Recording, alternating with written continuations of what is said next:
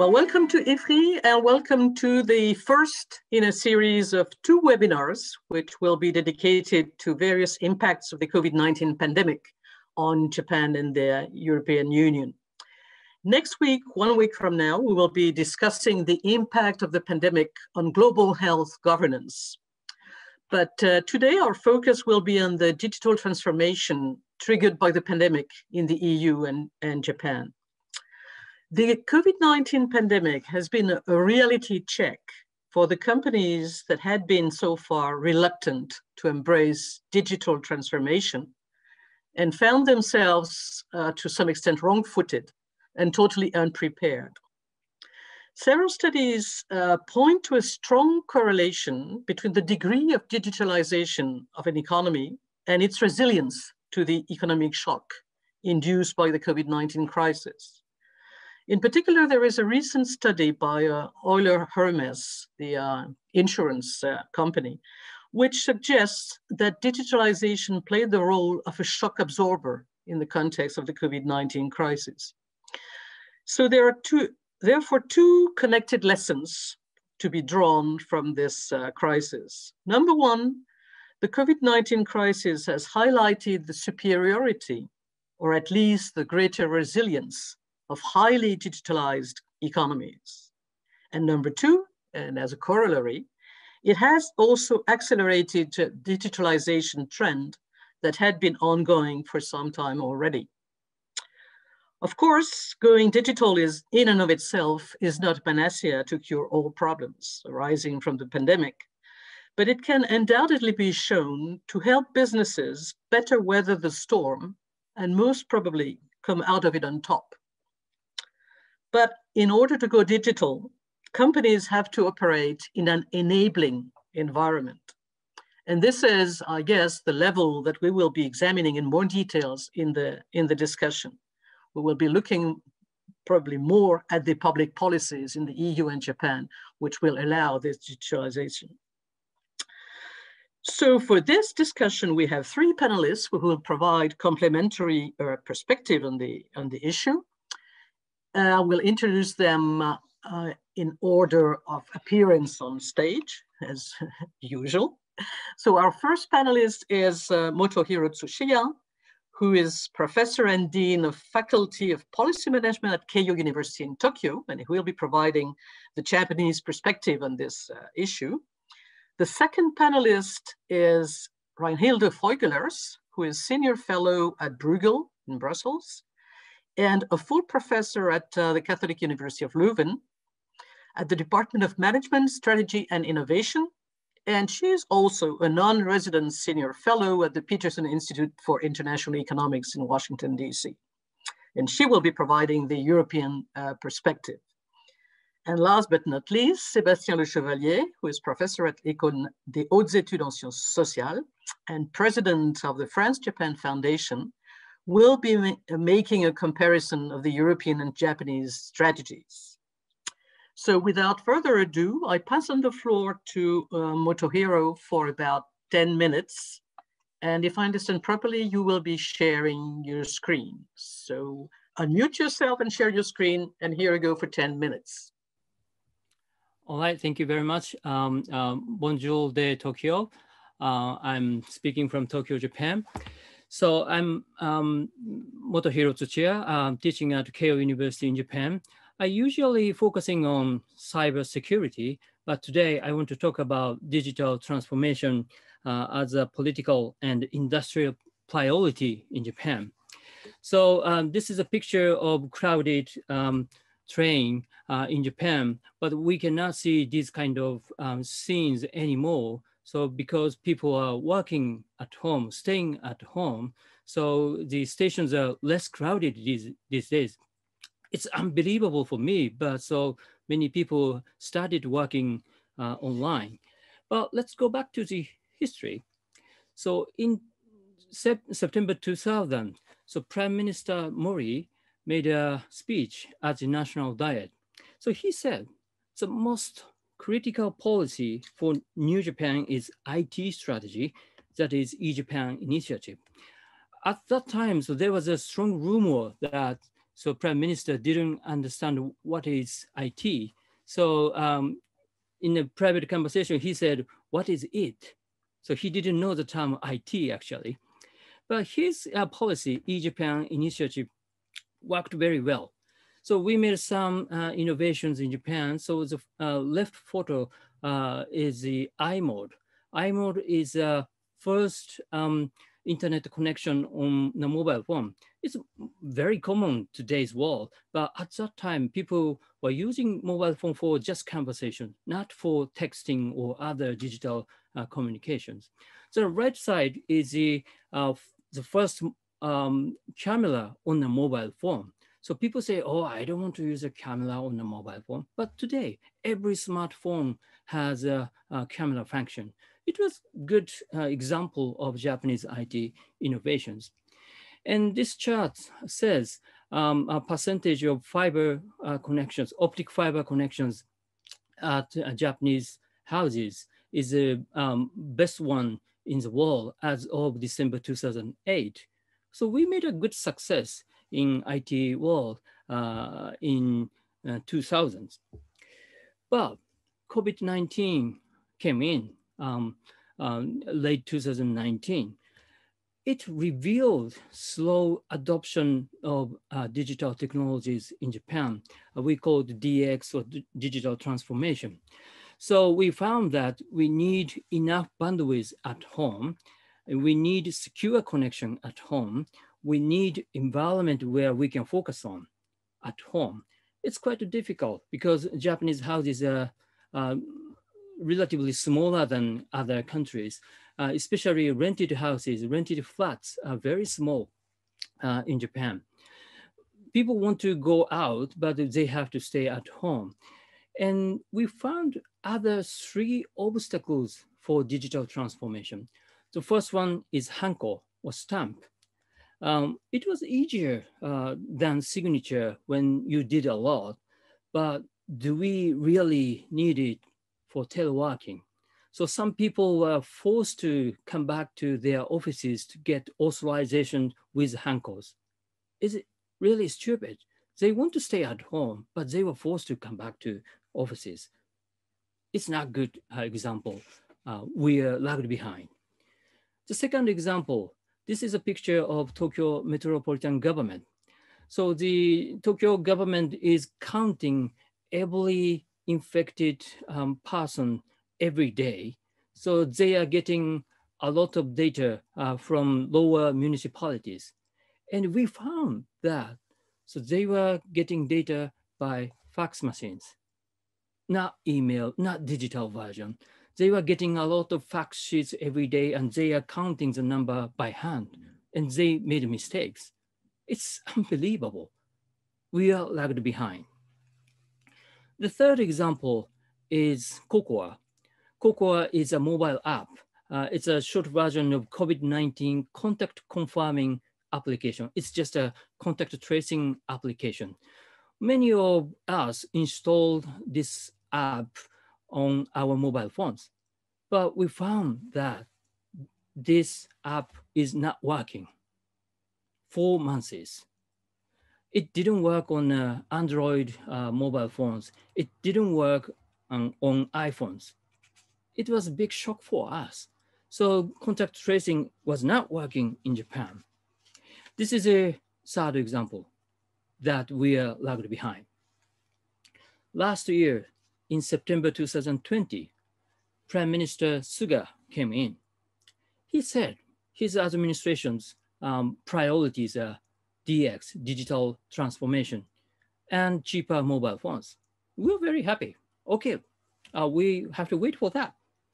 But they were very slow again, because Suga administration is in political troubles these days. So they cannot seek policies.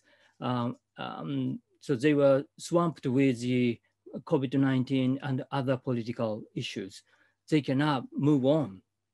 But what we are envisioning is society 5.0. So Japanese government, Japanese industries are seeking, we want to move to the very advanced society. So society 1.0 is hunting and gathering. Society 2.0 is agriculture. So industrial society is society 3.0. Now we are in the society 4.0. It's an information society. But we have to move on to the society 5.0. It's super smart society beyond the information society. What is society 5.0? So the government says it's a human-centered society that balances economic advancement with the resolution of social problems. So we have to integrate cyberspace and the physical space. So information society is just focusing on digital world, cyberspace. But if we want to make the society better, we have to combine cyber technologies and the physical space. That's what we are looking for. So this is my final slide. So digital transformation as a political and industrial priority, higher priority in Japan now. We were good in 2000s, but COVID-19 revealed slow digital transformation in 2020s today. So Japanese government and industries are envisioning society 5.0. Now, we know we are late. We are lagged behind, but we have a vision, society 5.0. What we need now are actionable policy agendas. So Suga administration is struggling. I hope he can survive, but we are not sure. But we need to move on. We have to make the society better. I stop here. Thank you very much. Well, thank you, Professor Tsuchiya, for having so snappy and clear. We understand that Japan is not in very good shape. There are very good intentions, but the actions are kind of lagging behind. So that's obviously a major issue.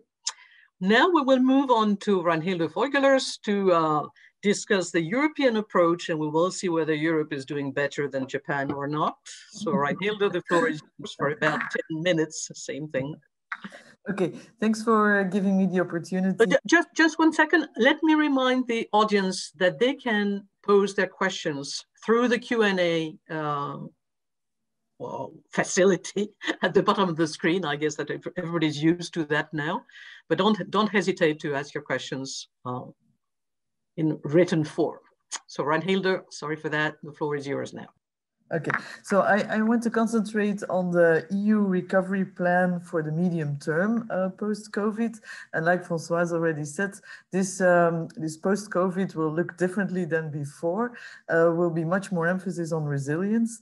And if you look at the recovery plan for the EU, that has three major areas. So that's on the one hand, a more resilient recovery focusing on health technologies, but also on green technologies, because it also has to be climate change challenge compatible here. And of course, digital will also play a very important role here.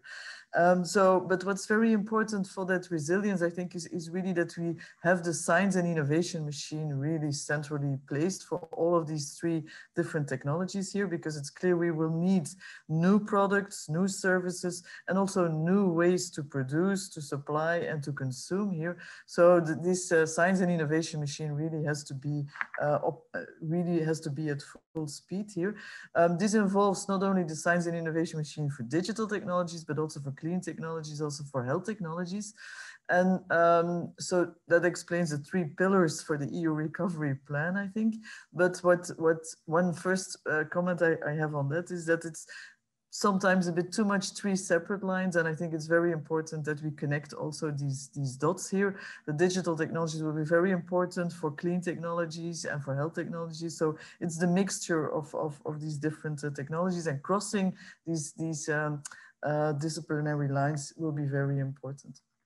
Now, if we want to put the science and innovation machine very central, including how digital technologies can power that science and innovation machine, so then what's very important is that we should make sure that the science machine part of that works well. So that means funding is very important, but perhaps even more importantly is skills, is researchers in digital with the necessary digital skills. not only for inventing, but also from using digital technologies in their other activities here. And when we focus on innovation, on top of that, access to finance will also be very important. We know that from the past, that particularly access to the risky capital that's needed for financing innovation investments, it will remain to be an important challenge. So ensuring access to skills, and particularly to digital skills, and ensuring access to finance will remain a very important part of that resilience strategy here. But it's not just only creating the new innovations and the new digital innovations, but also the adoption of existing technologies here. Particularly the existing state of the art technologies. And for digital, that's definitely important here, because we will need these digital technologies also to fuel the science and innovation machines in other areas here. So that brings the issue of the IP in order to make sure that IP also ensures enough adoption of technologies and diffusion of technologies. But it's more than that. It also means absorptive capacity on the user side, is that they have the capacity to use the latest technologies in their new activities that they are doing here.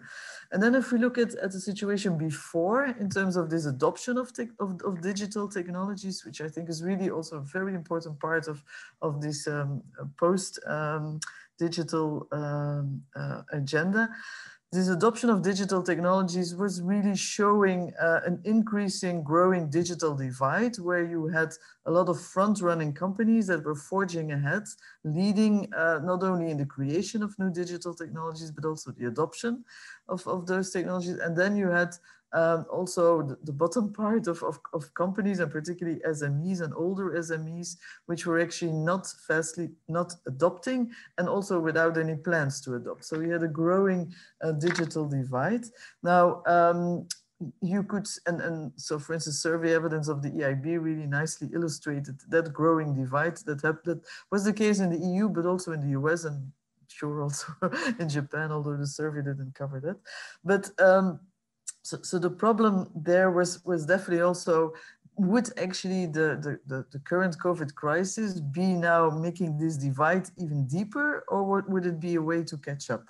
You could argue that this was finally a wake-up call and that it allowed for catching up. But actually, this EIB evidence is now being updated with recent evidence after the crisis, and it doesn't seem to be so strong, this catching up here. So it's again the companies that were already sufficiently at the frontier, which were now faster even adopting the newest versions here and improving, and the ones that were staying behind are also not the ones that are actually catching up. So the catching up evidence is not so strong. So I think that's definitely an issue that we need to think of, is to make sure that that divide definitely doesn't get worse. On the contrary, actually catches up. But that makes it, so that makes the question of why are these left behind not catching up here? And what we know from that survey evidence is that a very important lacking element in these companies is the absorptive capacity from not having the right skills and not having the right management people with the knowledge and the skills to use these digital technologies here. So that skills agenda is a very critical element, and that requires, that's not an easy fix, but that's a very critical bottleneck. And a second important one that these companies also identified why they were not adopting these technologies is access to finance. The fact that their usual access to finance, which run through banks, was not supportive enough for these digital investments. And again, that's something that certainly in the recovery plan we need to look at here. And then a final point I want to make in terms of these digital technologies post-COVID. So adoption is a very important part of the story, but of course at the frontier there is also the issue of what role can Europe play at the frontier of new digital innovations. And there we know, again, from past or pre-COVID, is that the digital R&D frontier, Europe was really lagging. This was basically a US big tech story and Chinese big tech, and our EU companies missed that leading positions at the digital frontier. Now, when a winner takes all, it's important to be the winner here. There's not much room for coming second. And that raises a whole issue of, in the future, will we, if we're not at the frontier, can we move EU companies to be at the frontier? So how open is that frontier for new European players, and what kind of strategy would we need for that? Or is it, can we also play an important role by teaming up with frontier companies here in value chains where we play an important role, where we can still play, capture important value? And that raises the whole issue of the policy discussion on strategic autonomy. So do we need actually to make sure that Europe has enough resilience in that respect, is that it can have strategic autonomy in these important sectors, including digital sectors? And do we need to build a fortress Europe, protecting ourselves with that strategic autonomy? I'm sure we will have a very interesting discussion on that here. So my take on this is that it's important that we need to realize that this is a global environment in digital, that we need to, the protectionism in order to assure strategic autonomy is not the right direction. We need to make sure that we, as Europeans, can capture value within global value chains here. And that's the way to build resilience here. And capturing value means really making sure that we have unique assets that we bring into these global value chains. So again, science and innovation is a very important part for building these unique skills on which we can actually capture value. But then at the same time, also making sure we have the right environment where there is enough compatibility, contestability, and competition here, such that there is room for also new players in these value chains. So that's again very challenging agenda for competition and regulation here, but not a protectionist agenda. That's my take on that. But happy to have a discussion on this. Well, thank you, Reinhilde. Well, I already have a couple of questions, detailed questions about what you just said, but I'll pass on the floor to Sébastien first, who will be kind of comparing the two approaches that we just heard. So Sébastien, the floor is yours. Thank you very much, Françoise. Thank you for the invitation to this interesting roundtable. My talk will not be a synthesis between the two previous talks that were very, very interesting, but I will try to introduce other questions related to what has been said just before. So my focus in the 10 minutes I have, if I understand well, is to look at Industry 4.0, which has been a strategy introduced first in Germany and extended to other European countries, and to try to compare it with the Japanese strategy. So I have a specific look at the general question of digitalization. I will start with 3 preliminary remarks. First is to say that what I have in mind, what I think it's important to try in the present context, is to define a kind of third way between techno-optimism and techno-scepticism. What do I call techno-scepticism? It's the idea that is what see digitalization as a nightmare, the source of all our problems, and you have a long tradition of this technophobia. At the same time, and another, I think, problem is to avoid techno over-optimism, the idea that technology will be the solution of all our problems. The third way I would like to propose is to consider that not everything is determined by technology. And the good news for us, maybe, is that socio-economic factors, political economy, including public policies, balance of power between employees and employers, will be the determinant of the real impact of technology. So in a sense, this is in our hands. And the comparison between Japan and Europe forced me to go in this direction. The second remark is about what makes Japan and Europe different from the viewpoint of digitalization. I think Professor TSUCHIYA had already answered partly to this question. Of course, we need to remind the situation of Japan from the viewpoint of demography, but also so declining demography, aging, but also from the viewpoint of low labor productivity. And because of this situation, digitalization is often seen as a single solution to all the Japanese problems.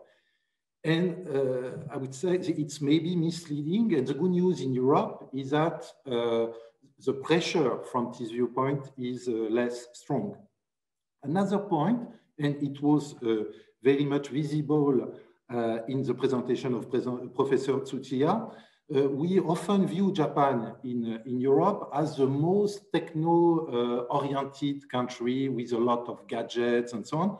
In fact, this is not confirmed when you look at the reality, and especially the use of information and communication technologies at the workplace is not as widespread as in most EU countries. So there is certainly a gap between the potentialities of these technologies in Japan and their real use. And there is certainly a high potential, of course, for Japan. So finally, still with this remark, so what makes Japan and Europe different from the viewpoint of digitalization nowadays? It's simple to summarize from public policy strategy viewpoint. Industry 4.0, so is a German-European concept that clearly focuses on digitalization of production, while Society 5.0, the concept that has been introduced by Professor TSUCHIYA, is a Japanese vision that aims at extending the process of digitalization to all the aspects of production and reproduction life, if you want. Third preliminary remark, but basically my preliminary remark will be my whole contribution. I will just say a few words after. I would like to go back to the remark by Françoise regarding the differentiated impact of the COVID-19 crisis in Europe and in Asia, or the fact that digitalization has certainly acted as a buffer that will explain different resilience. It might be certainly the case, but I think there are, beside, of course, sanitary or health-related issues, from economic perspective, I think that what is related to the position of a country in global value chain on one side and social protection in the other side are certainly two other more important factors of resilience. And here, I would like to compare two cases. What is sure, and it's also visible in the presentation of Professor VEUGELERS, most of European countries have been at the forefront in terms of digital answers in the present crisis, especially in the context of general lockdown, restriction of mobility. But what we have found in this context is that the key of the success of digitalization is certainly digital technologies, but it's even more important the necessity to articulate digital world, cyber world with the real physical space. And it was said also by Professor TSUCHIYA. And if I just take the case of my own country, France, we see that on the paper we have a wonderful plan, everything is done. We discover that sometimes logistics matters, and we, even in a digital world, we need to go back to the very basic. So this is a European example. Let me give you one example of digital answer in the Japanese context, and I will take the case of Toyota. Toyota Motor Corporation was absolutely not digitalized from the viewpoint of European standard 6 months before the beginning of the crisis. So it's quite impressive to see how very few steps have been introduced before the crisis in the process of digitalization. And the good news for Toyota and hopefully for Japan is that Toyota moved very quickly, very fast in the direction of digitalization, and they switch very rapidly towards telework. So it's a good news. The bad news maybe is that this system is not sustainable in the long run because it hurts so much human resource management and productive model at Toyota. Telework is a kind of antinomy with the basics of this production system. So again, it means that even you move quickly towards digitalization, you need to change your practices. Technology cannot do everything. Maybe, I would like maybe to finish my talk to remind you. So if I move to more general consideration. So Industry 4.0, of course, was introduced much before the pandemic. And I remind you that this term comes from fourth industrial revolution and refers to the digitalization of production. And what we have seen after the German initiative is a kind of generalization of Industry 4.0 plan in Europe with various strategies and implementation. I can enter into the detail later if there are some questions, but important point is that there is a clear focus on the productive side. What is different in Japan, as said by Professor TSUCHIYA, is that the vision, it's a wonderful vision of society 5.0 is going much beyond the productive sphere and include elderly care, health application, agriculture, and so on. So it's quite ambitious plan, and it's certainly a good news for Japan. Maybe please allow me again, maybe to have some doubt on this wonderful strategy, especially because I have been studying the use of personal robotics in Japan for the last 15 years. And they were, again, wonderful plans 15 or 20 years before.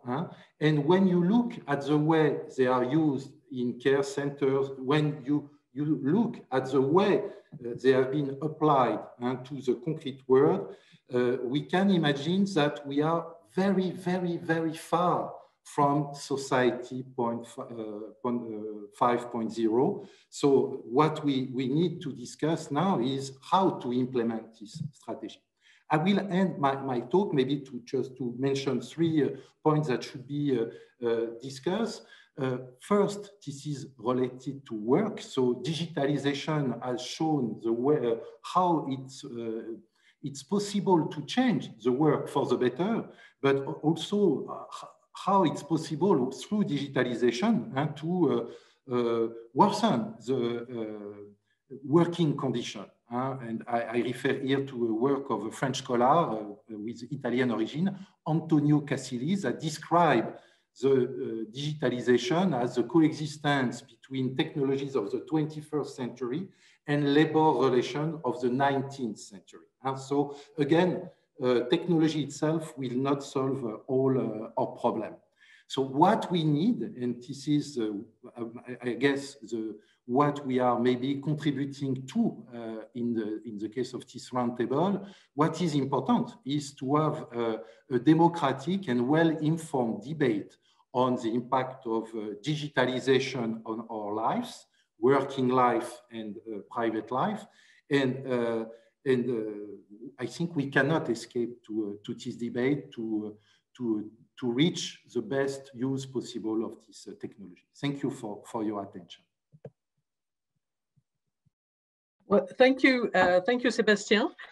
for this very interesting talk, and you did bridge the gaps between the two presentations. That was exactly what I expected from you, so thank you. Well, perhaps before we enter the discussion, perhaps reactions to precisely Sebastian's comments, in particular on Japan. Professor Tsuchiya, I guess you have some reactions to Sebastian's reactions or comments about the Japanese case. So before we open to the questions, reactions on the part of the panelists to the other remarks. So Professor Tsuchiya? Yeah, thank you very much. So yeah, so demographic change is the biggest factor in Japan. So we have fewer children, so we are aging society, and so gender balance is not good. So it's becoming a hot issue in Japan now. But so we have to solve these issues for the future. So as you said, as Sebastian said, so technology cannot solve every problem. So we are trying to change our society. So we are dependent on the very unique employment systems. It's not working anymore. So younger people cannot find a good jobs for life. So they have to change jobs very frequently. And so they are paid lower than older generation.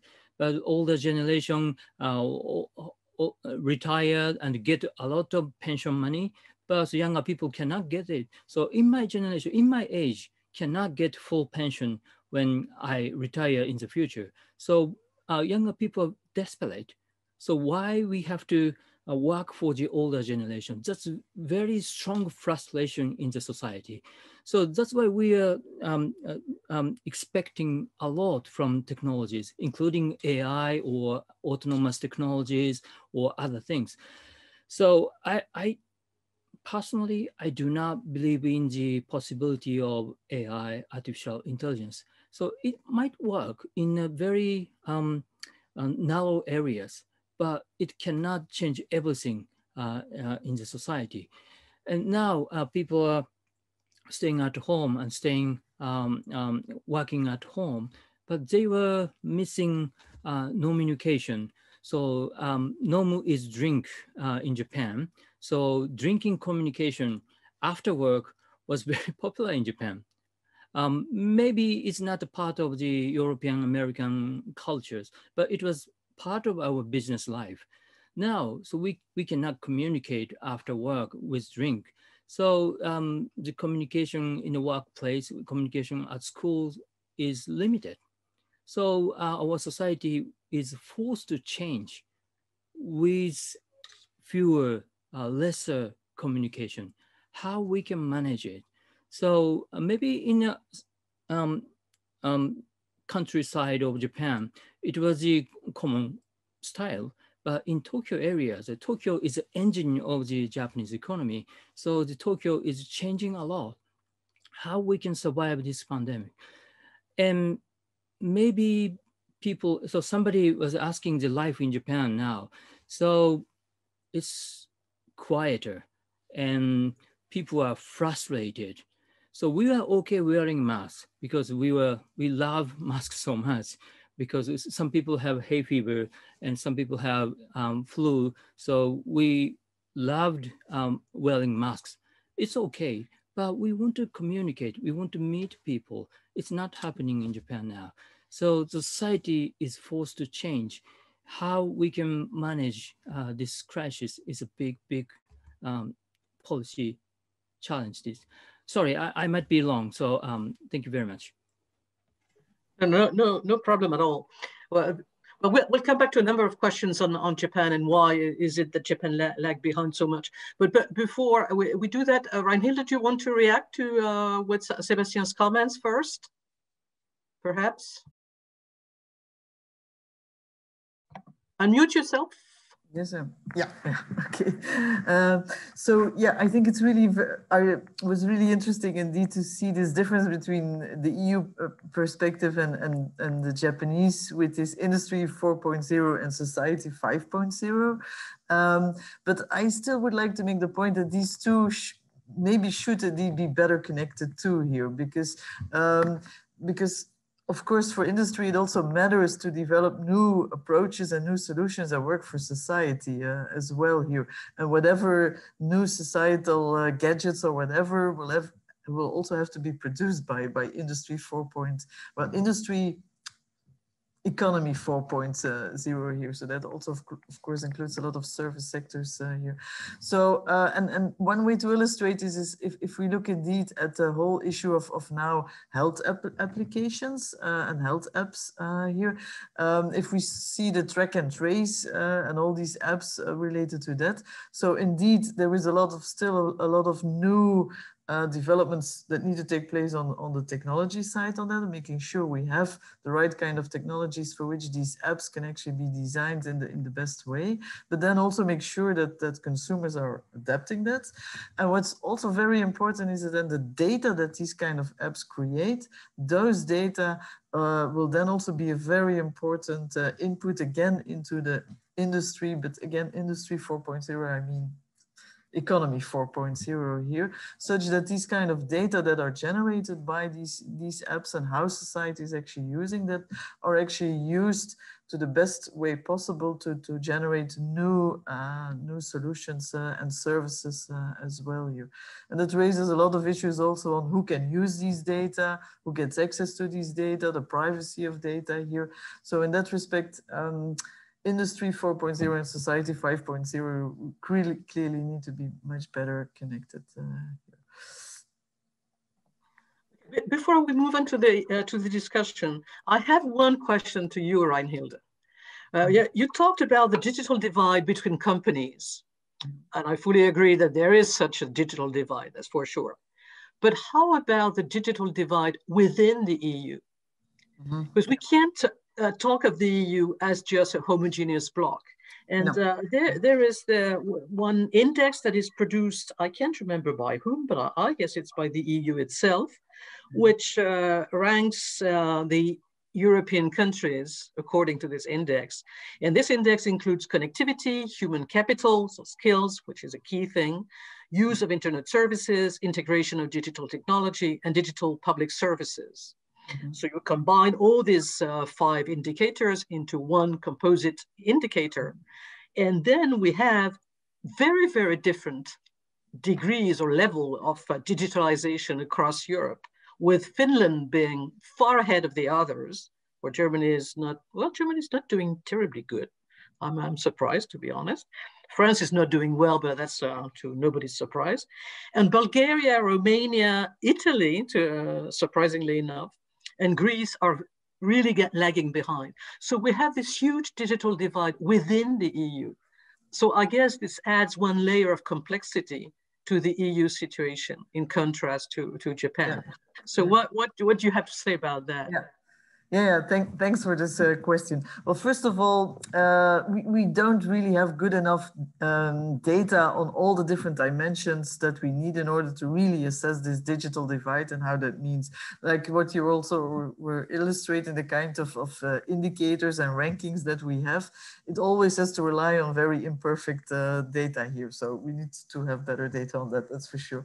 But one first important point I want to make is that this digital divide that I was talking about, so that actually we see in every country taking place here. So even within the countries, there is digital divide here, and it's really driven by the structure of your economy. It's the older, smaller companies which all have problems to access to finance, access to skills, which are lagging behind and increasingly lagging behind. And that is what we see in every country here. So it's really the economy structure that's really driving this digital divide here. But then, of course, there are also still differences across different countries. So you also have this inequality across countries within Europe. And there again, the question is not only is there this inequality, but is there convergence, or is this divergence here in those here? And one important dimension in order for these countries to catch up that are lagging behind is do they have the right investments in digital infrastructure?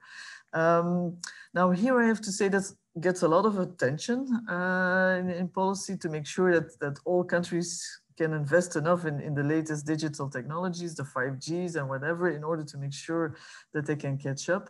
But what our results actually identify which is also a very important factor to drive the adoption of technologies here, is the skills here, and is people being able to use these technologies here. And that's even more identified as a barrier than infrastructure. Infrastructure is relatively easy to adapt, but it's having then the people and the skills that really requires much more training, retraining, and it's much more longer term strategy here that countries need to follow here. And then finally, another important point for this catching up is also the problem that we have in Europe is of fragmentation.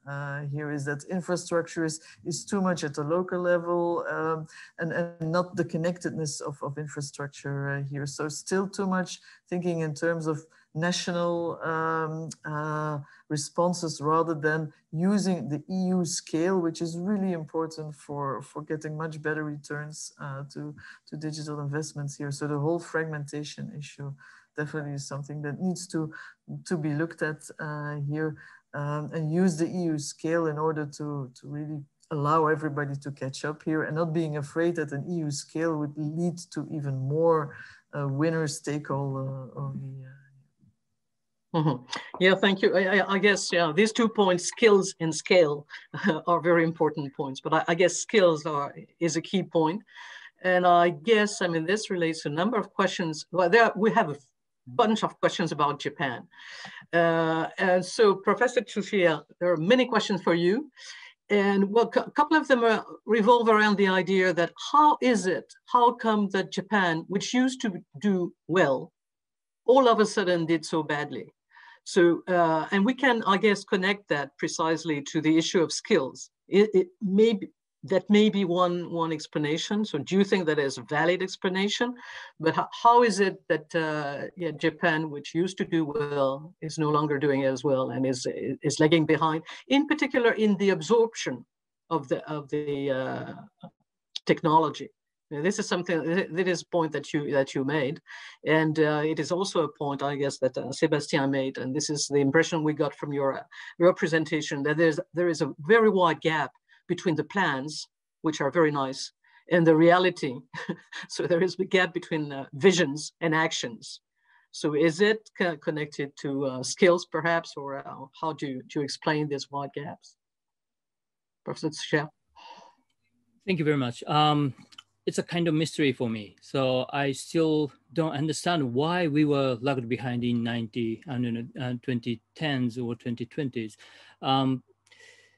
Maybe at first we couldn't understand the tech giants' business model. So Reinhilde mentioned Chinese, US tech giants, GAFA, or maybe Bath, Baidu, Alibaba, Tencent, or something. So these companies offer the services for free. It was a big shock for us. So we couldn't understand why those companies are providing services for free. So Japanese companies trying to make revenues from their services. They couldn't offer any free services. So of course, Google and other tech giants are getting revenues from other ways, not direct transaction with the consumers. But we couldn't understand such business model at first. And so during that, so our economy was slowing down during the, after the bubble economy in late 1980s. So talented people didn't get a job in Japan. So they studied in the US or Europe, and they went to the, so most brightest young students went to foreign countries, and they made a business. They joined the good businesses in Silicon Valley or other parts of the world. So as you said, so skills or talents are big factors. So we couldn't raise those talented people in Japanese schools junior high schools, universities. I'm a university professor in Japan, so I'm always blamed. So why Japanese universities are not good enough? So number of reasons, but Japanese university couldn't survive academic capitalism initiated by the US and UK universities. So getting money is not part of our business. We still believe in that. So, but other competitive universities are getting a lot of money, collecting a lot of money from businesses. So businesses can get talented students from the universities. So they're making an ecosystem in societies, Chinese society or American society, probably in the European society. This kind of ecosystem didn't work in Japan. Why it didn't work? So I have no full explanation, but we had some kind of difficulties, and also data. So data business, we are lagged behind. So in 1995, the National Diet passed the personal information protection law. It was too strict, too strong. So it was overly protecting people's data, but US companies didn't care protection of consumers' data. Such kind of legal system is another factor. So I cannot fully explain. So I still don't understand why we were lagged behind, but these kind of factors are mixed and worked together.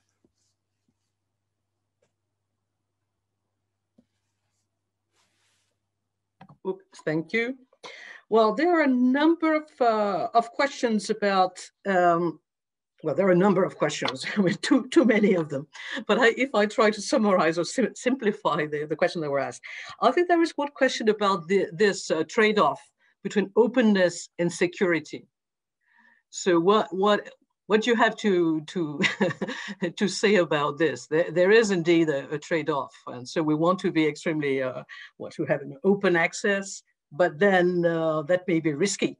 So what is the EU? Is the EU concerned about this kind of issue? Is the EU doing something about that? And what do you have to add about this issue, Reinhilde, perhaps, and Sébastien eventually? Yeah. I think that's a very good question here. So I would want to start from, first of all, what does society want? So how important is privacy as a notion and security of supply? That's a society demand that has to be taken from the start and has to be reflected in a regulatory framework that says this is the kind of requirements that we want our new solutions to satisfy here. So that really sets the regulatory agenda with a very clear specification ex ante. And once that's there, that can then actually drive the way in which technology should be developed and new solutions should be developed here. So a very clear regulatory agenda, but designed in such a way that it remains open in terms of every solution that would supply that kind of security should be allowed for. And in that respect, we can then have these societal preferences reflected in the best way as possible here.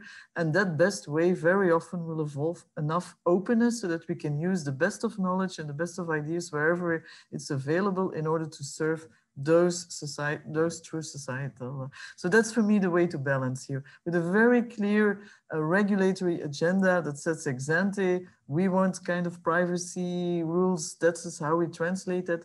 With that, but in a way in which it remains technologically neutral, such that so then the responses can actually use all the kind of openness that is offered, international openness here, to make sure that we deliver that to society in the best way possible.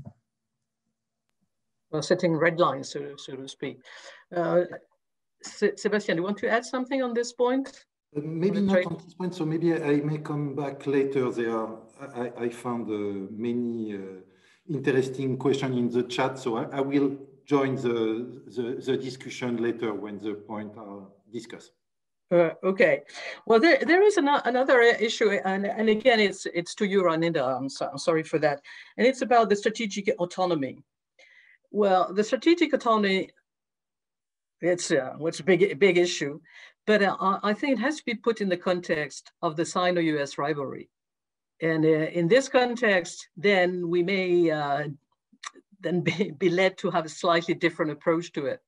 So strategic autonomy may not be the right approach, but well, we have to be realistic. We are in a context of this rising rivalry between the US and China, and so perhaps that's the way to go after all. So what do you have to comment on this specific point, Reinhilde, again? Yeah, all very great questions here. So it's very important that we start off with currently the the China-US big tech scenery. That's important, and that's definitely driving a lot of how we are reacting in Europe here, and a genuine concern of making sure that we are not passive followers, and that actually the EU society cannot get what it wants because it's not at the frontier in this big tech here. So first question then is, do we need to be at the frontier? Do we need our own big tech companies here in order to make sure that we get as a EU society the best from digital technologies here? Here, I have to say we have to be a bit careful in the sense that, so it's definitely the case that there is big advantages of scale in this here. So the fact that if we would restrict our data and our technologies only to the EU market, we're giving up a lot of opportunities from digital technologies and the use of data to supply EU society here. So in that respect, we have to be very careful that the frontier needs to be open here. And because we need to have that European scale. And that definitely means that we cannot go for national sovereignty here. If we at the EU are considering this, we should certainly use our EU scale here. So that's one important point. But then the second important point is, do we need EU companies to get that EU scale type of response here? Or can we rely on the already existing big tech and their scale advantages to also supply EU society's preferences here? I think what is very important is that we need to make sure that these big tech positions are sufficiently competitive, and that there is always room for competition to drive new solutions that would be better able to. And so this contestability of the frontier, I think, is important. That's not to say that we need to favor certain EU champions, but that we need to make sure that the frontier is sufficiently contestable here with best solutions. That's competition policy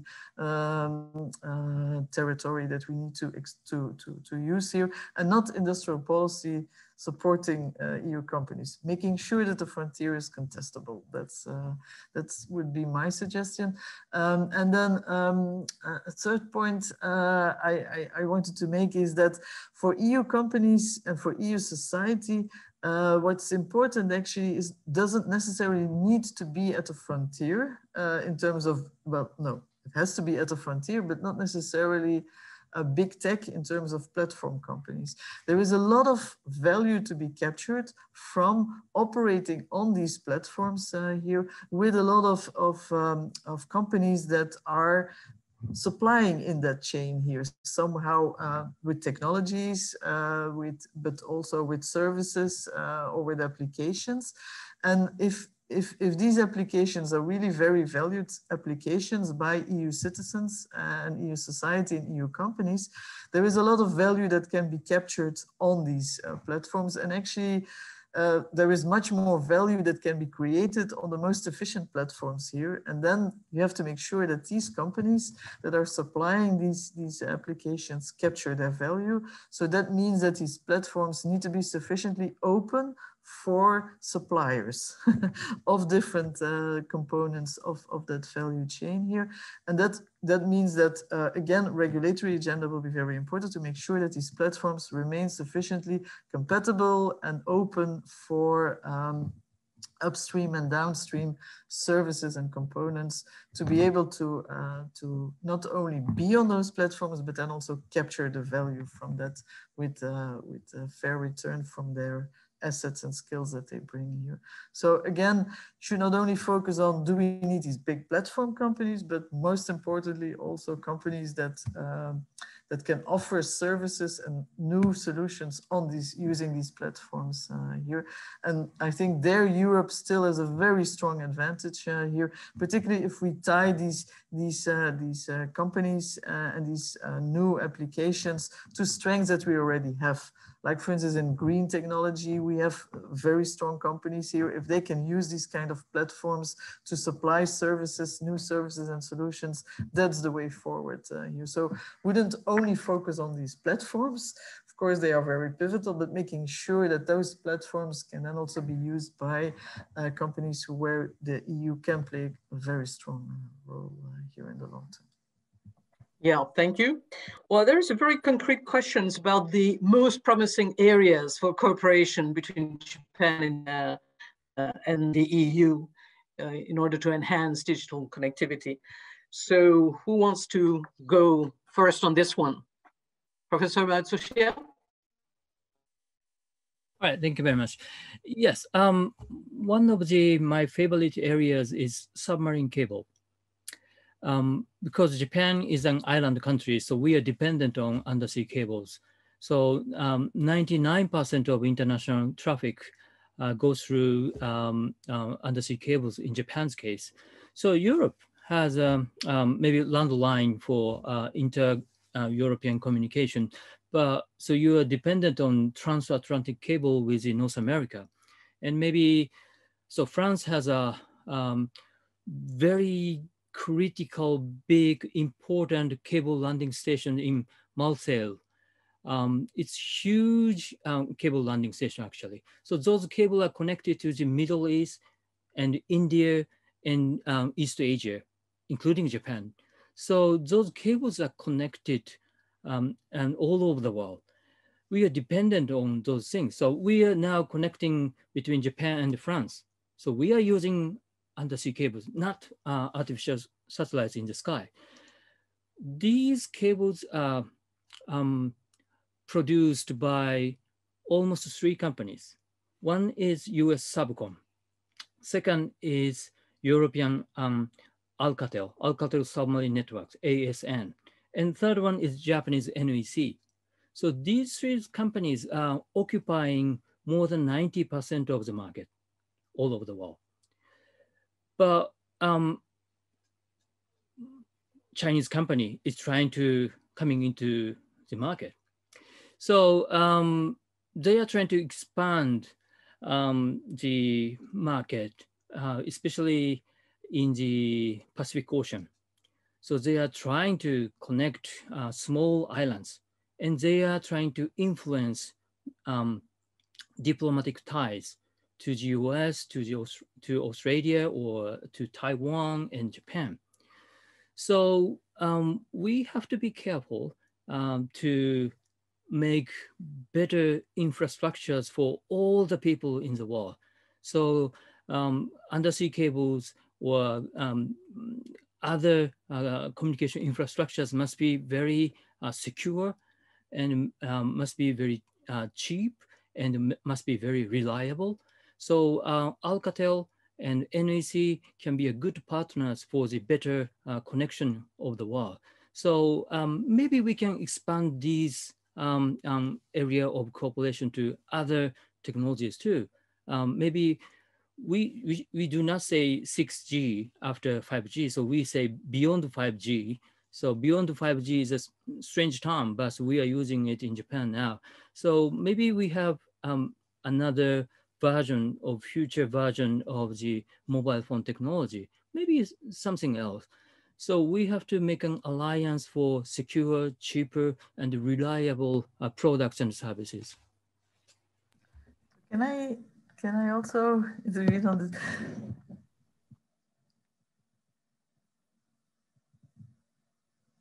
Yeah, sure. I'm sorry, I was mute. Yeah, because so it's a very, very interesting example here, but it also illustrates also a bit how tricky this area is. Because on the one hand, you could, so it's all how you actually approach this this problem here. Is it that you say, okay, this is like this cables, marine cables that you mentioned. How are we going to approach this? Is this more like we first set the regulatory agenda that we need stability, that we need security and whatever, and then we just we let the market decide who can offer the most of this. If this would be the Chinese companies, that should be fine too. Or is it more like, okay, we have here a sector where we have three very important players here. Let's think of how to make sure that we protect the market for those companies here, and then design a bit the regulatory framework that fits best the technologies that these companies are offering here. But then you see, so it's really very tricky how to make sure that we balance in the longer term and make sure that what the specifics are that we as a society want in those sectors are specified in the regulation, which remain open for technologies and for companies wherever they are, such that that we get the best for the EU society here. And that's a tricky, tricky game to play here. May I respond? Sure, go ahead. Okay. Yeah, so true. I never say we should monopolize the market. So no oligopoly, no monopoly at all. We should stick to the market mechanism. So actually, so three companies are competing a lot, very fiercely. They are not doing anything wrong. But the fourth company is not doing well. They are getting subsidy from the government, actually subsidy from the party, and they are discounting a lot. It's not fair competition at all. So that's a problem. No. So part of it, so we need a regulatory agenda, very clear, but also competition policy needs to make sure that there is no unfair competition. So that the competitive level playing field is yeah, but that should be a horizontal policy. Yeah. And the second point, so I talked about the producer side. So who are producing undersea cables? But there's another owner side. Who owns cables? That's another world, actually. So one cable is shared by a Chinese company, Chinese traffic carrier, Japanese carrier, or US carriers. For example, Trans-Pacific cable from the United States to Japan. This cable is usually co-owned by Chinese, Taiwanese, American, and Japanese, sometimes European companies. So this is another fair competition area. So we have to be clear. So we have to be very open to the competition. So we have to stick to the market mechanism, market rules. So I agree with you. No, I fully agree with you. And I think it's also a very important point to make that we really have to look at the whole value chain. So not just pick out, like you say, the supply of these cables. It's really the whole line we need to look at here. And if you restrict one part of it, that may actually have negative spillovers on the other parts of the value chain here. With, for instance, with solar panels, we had a very clear example of that here. There was too much protectionism around the solar panels, but actually most of the value capture for lots of European companies were in the services part. and the fact that you increase the price of solar panels made that industry way more difficult to compete. So you have to really look at the whole value chain. Yeah, right. Yeah, Sebastian, you want to add something on this? Just, yes, I would say with my own words that I'm not completely confident about the potential of cooperation between European strategies and Japanese strategies, because Japan and other EU members are not looking exactly in the same direction. At the same time, and Professor TSUCHIYA gave an example, and there are certainly many others, at a very micro level, companies might find some complementarity, some joint research program or cooperation to propose some goods or solution to a third market. I think this is what we should look at the very micro level. If we are at the macro level, I think what we can hope from the kind of discussion we are having today is to get a better knowledge about Japan in Europe and a better knowledge about Europe in Japan to compare the strategies. I give you just maybe one example. When we look at, again, Industry 4.0 strategies all over Europe, what is very interesting is that most of them have been very much inspired by what Japan did in the past in terms of industrial policies. At some point, European governments were looking very closely to the way Japan was introducing industrial policies. For some reason, Japan did forget a little the benefits of industrial policies.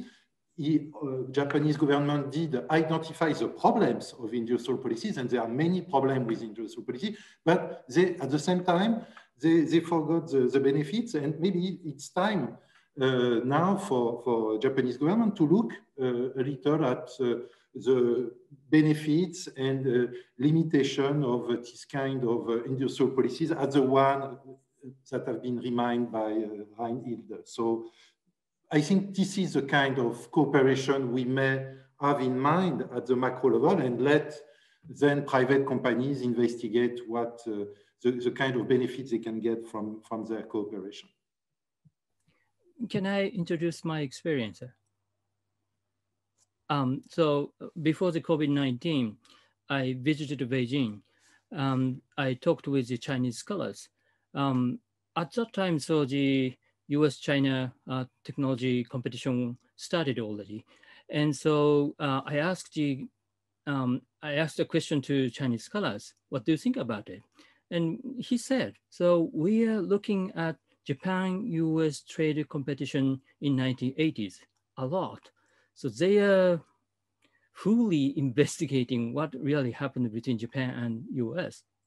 And they say, so Japan did these things and Japan did this, and they avoided the sanction from the US or something like that.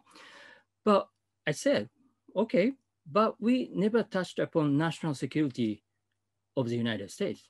You are doing that. That's a big difference between Japan and China. So he said, maybe.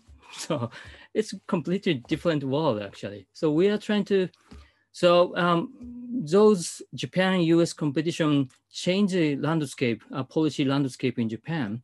So we are not sticking to the industrial policy a lot. So we are trying to be cautious to use such policies these days. But as Sebastian said, maybe we can look back. So maybe we have to restudy our way and your way and others' way. So maybe how to revitalize our economy, our industry. That's a good advice. Thank you so much. Thank you. Well, we're running out of time, but one more question about what do you think are the specific digital sectors and technologies that the EU would be good at, that the EU could develop, and perhaps in which the EU could nurture winners? So Reinhilde, do you have any idea on that?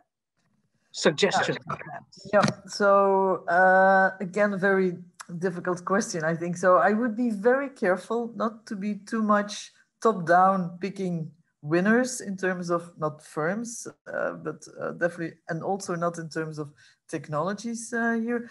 So you need to find a really good balance between, on the one hand, not too much top-down, but really making sure that you create much more the conditions under which the bottom-up competition and a sufficiently open competition with new players, and not just only competition with the incumbent technologies, will bring you the technologies and the firms for which EU society can actually benefit most here. So it's very hard to pick ex ante, but on the other hand, we've also learned from the past that a completely horizontal policy will be very difficult, because a lot of, and particularly also in digital technologies where you do have these pet dependencies where scale matters, and the ones that are initially successful will have a lot of incumbency advantages and scale advantages. And so once you get into the wrong market dynamics here, you might also be caught. So in that respect, there has to be also much more closer monitoring and dynamically monitoring, but also some kind of at least picking and helping certain initial selections, particularly those where the markets would not run fast enough to help them here. So these very initial networks and technology choices where there is still a lot of failures going on here, where the market would kill too much or not develop too much, those would need to be supported. So in that respect, I would be very careful in not picking specific champions and technologies here, but making sure that you pick a lot of them, making sure that you help them very initially when there is still a lot of failures here, but then letting go as soon as they have actually proven that their initial problems have been solved here. So and we still have to learn how to do that here. So this balance between top down and bottom up here. In that respect, I think we need to experiment a lot, picking, selecting how to select in which format here, but very carefully do that with an experimental mindset here is that the selection is not something we pick a company, we pick a technology and we support it throughout. It's really learn how to select and support in which format here that we need to do. So I wouldn't say, let's pick this one or this technology here. Let's select a more experimental policy approach to knowing how to support. Okay, if there are no other comments on that, Professor Tsuchiya, you want to add something on this point? Yes. Yes. Okay, go ahead, and then I will ask a final question. Sorry, from an outsider of the European Union, so design and art is your advantage actually. So your products, your arts are looking very fancy, very good, and very attractive. So maybe France, Italy, Sweden, those countries have very advanced design and art technologies. We have our own Japanese art style or design, but it's completely different one. So maybe we're learning from the European experiences. So something workable is something looking good, fine, very different. So we have to connect, you have to combine your design sense and our maybe mechanic sense. So it should be a very good mixture, I think. Sorry, it's just a comment. Thanks so much. Sebastian, you're on mute. Yeah, no additional comment on this. I agree with Reinhilde, no big plan. Okay, so, well, we're definitely running out of time. So just one final, question. It's more an opportunity to make comments about an issue, which is the limits of digitalization strategy regarding the environmental impact or the environmental perspective. That's an issue that I guess a number of people are concerned about. So what do you want to add on this specific point? I mean, it's something that needs to be factored in. And so how, what will be the implication? Anybody on that? Well, Sebastian then first, perhaps. Yeah, no, I fully agree. So it's a clear illusion that digitalization is a solution to environmental issues. It might reduce in some conditions the impact on the environment, but it has also enormous cost. So what I can say at this stage is first to get good measurement, and I'm not sure we are still really good now at really have a good measure of the impact of this digitalization. And the next step, as soon as we have a better measurement of the impact of these digital technologies, is to include these technologies, this digital transformation in the target of getting a greener growth and I would say more sustainable development.